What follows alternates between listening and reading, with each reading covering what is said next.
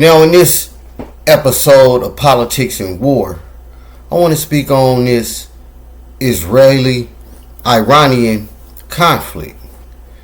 Because whether you know it or not, this is of truly historical significance. And by the way, it's safe to say this is World War III now. This is officially World War III.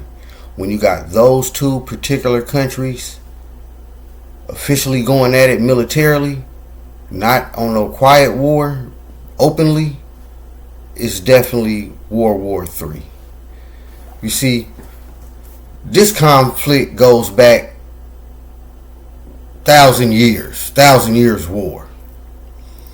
And let me break it down. But before I do that, I just want to speak a little bit on Israel currently, because, and I was told this in elementary school, Israel always had a supreme air force and a supreme military. They had to be real sharp on top of their game, and this was due to their location, and they were pretty much surrounded by enemies, ops, so they had to be on point.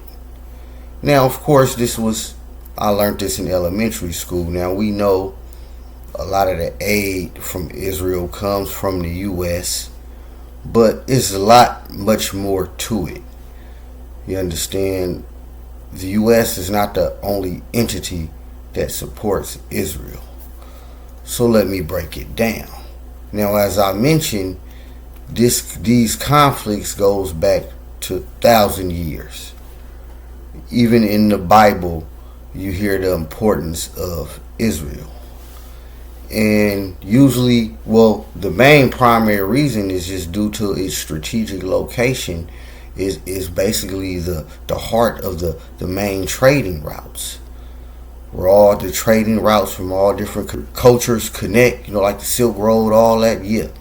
That's from back then. So whoever controlled that area is in a good strategic geographical advantage point, pretty much. And this is another history lesson, the Crusade Wars. These was wars that took place over hundreds of years, and I mentioned in a prior video, due to the Islamics blocking the main trading route. Basically, you can't get past through Israel to do business with nobody else on that side of the earth. And this is why Columbus and all them chose to go the other way. Hence, the world is round, not flat. So, a lot of this has something to do with that.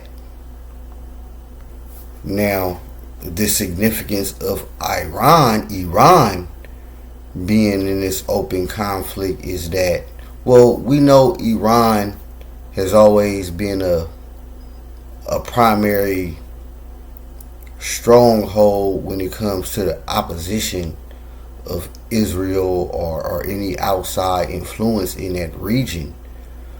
But a lot of people, especially American people, tend to associate Iran with Iraq or one of the Arab nations. But Iranians, they're not Arab, they're Persian. This is where back in the day you had the Persian Gulf War. So those are two different people, two different cultures. Iranians are Persian. Now, the significance of that, you have to talk about Turkey. And this is where I'm getting ahead of myself, but in my opinion, I think it's about to be, due to this World War III, it's going to be some restructuring. Because y'all got to understand, Iraq, about maybe 100, 150 years ago, those wasn't the name of them countries. Y'all gonna need to research the Young Turks, the Ottoman Empire.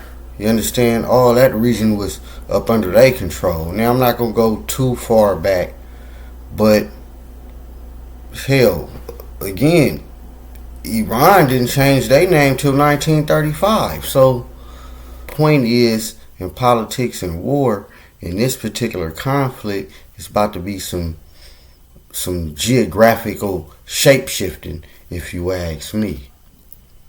And y'all stay tuned, but it's definitely World War III now. It's definitely, you can officially say it's World War III. When you got Iran and Israel going back and forth openly, yeah, because those pretty much were the two biggest fish in that area, in that region.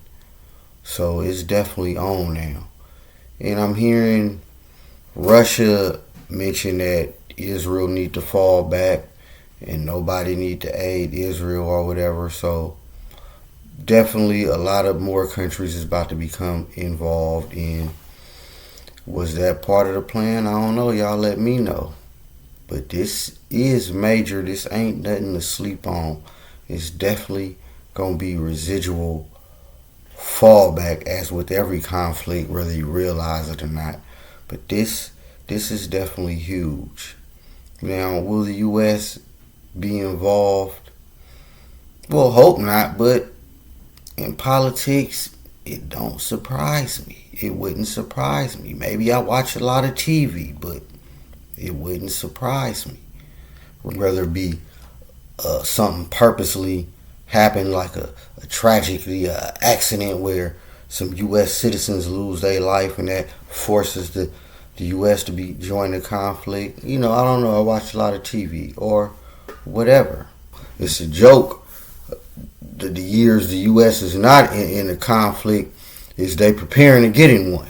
So, that's an old joke, old soldier's joke. But, yeah, man, this ain't something we need to sleep on, and it's something that you need to be aware of, and you need to be aware of, more importantly, the historical significance then, so you'll be able to understand what's going on now, and not what's just being put in front of you. You got to kind of be able to look behind and discern. Like I mentioned, this conflict being going on, maybe under different reasons, but the main point is that general area. And because, as we know, the Israel, the people that live in that region now are not the same people who, of course, existed in that region 2,000 years ago, as it's been in the Bible. And it's a whole lot of back and forth when it comes to that, which is the whole reason where the Palestinian conflict come into play. Because Palestine is like, hold on, we was occupying that land and y'all just kind of scooted us out the way. Then put this culture of people here and saying that this is theirs. And that culture of people is saying, hey, this is ours. We that same people. And it's definitely arguments on both ends. And that's a different video, you understand? But that's pretty much what that little argument is about. And now you including Iran and all that up in there, and the whole talk of the nukes. Yeah, Iran. I don't think no country, of course you want a nuclear weapon just as the leverage, but don't nobody want to do it, because that's kind of defeating the purpose. This what they call it, mad. In politics and war, of course, you want that. That's a major leverage piece, which is why, in my opinion, Korea pretty much, some would say, broke itself or put most of its resources in acquiring that, just so they can have that leverage.